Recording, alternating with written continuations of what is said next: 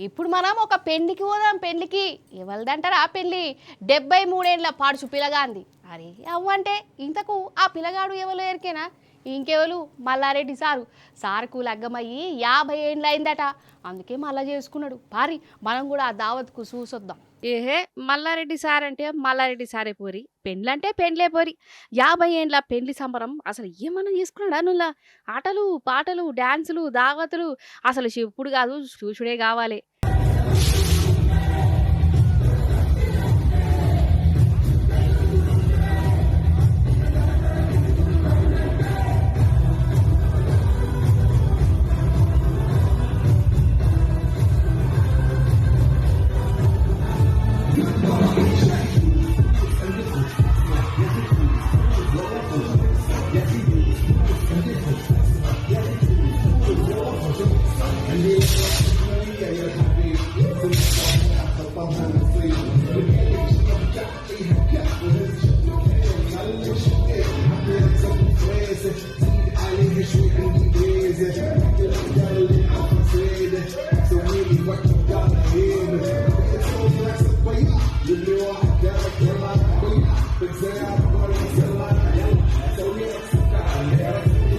మల్లారెడ్డి సార్కు లగ్గమై 50 ఏండ్లైంది.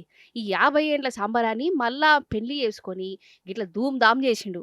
ఇంటామె మీద ఆయనకున్న ప్రేమను ఇగో గిట్ల సాటుకున్నాడు. ఇంటామె చేసిన సేవలను యాడ్ చేసుకొని ఆమెను మస్తు తారీఫ్ చేసిండు.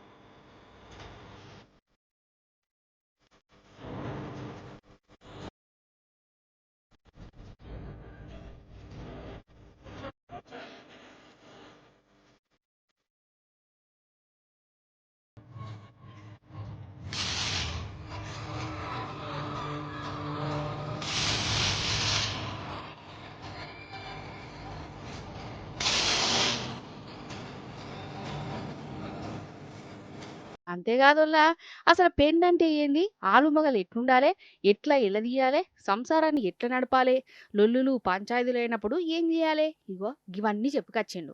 చాలా మంది ప్రేమలు చేసుకుంటున్నారు, లవ్లు చేసుకుంటున్నారు, పెళ్లిళ్ళు చేసుకుంటున్నారు, ఇబ్బంది పడుతున్నారు. చిన్న చిన్న అవిటి కూడా ఇబ్బంది పడి విడాకులు దాకా పోతున్నది. అలాంటి వాళ్ళకు దంపతులకు నేను ఒకటే చెప్తున్నా, పెళ్లి అంటే 100 ఏళ్ల పంట, 100 ఏళ్ల జీవితం మనది.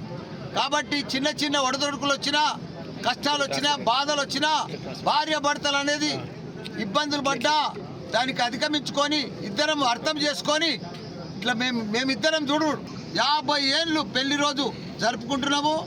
ఇలా ఫేమస్ జంట.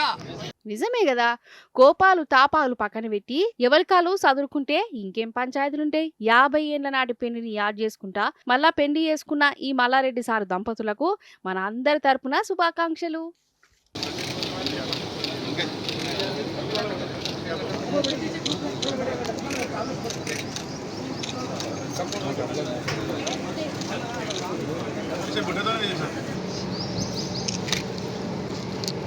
cerra